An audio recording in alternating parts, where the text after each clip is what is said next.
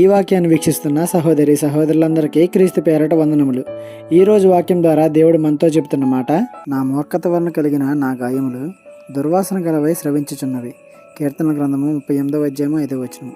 ఈ కీర్తనను ఒకసారి పరిశీలిస్తే దావీదు యొక్క శరీరంలో ప్రతి అవయవము పాపం చేయడం వల్ల ఎంత బాధను అనుభవిస్తున్నాయో మనకి పూర్తిగా కనిపిస్తుంది. అయితే దావీదు యొక్క మూర్ఖత వలన తన గాయాలు దుర్వాసన వస్తూ స్రవించిపోతున్నవంట.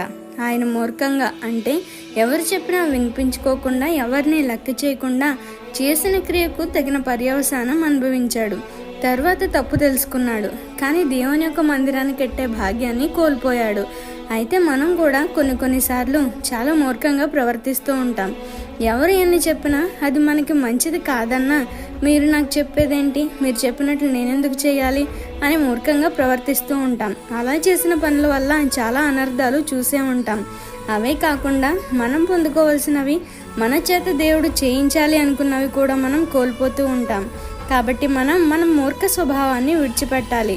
దేవుని నిర్ణయంపై ఆధారపడుతూ, ఆత్మీయులతో సహవాసం చేస్తూ, వారి యొక్క సలహాలు దైవ లక్షణాలకు అనుగుణంగా ఉన్నాయో లేవో చూసుకుంటూ జీవితంలో ముందుకు సాగుదాం. ఈ చిన్న సువార్త పరిచర్యలో మీ సహోదరులు. God bless you. ఆమేన్.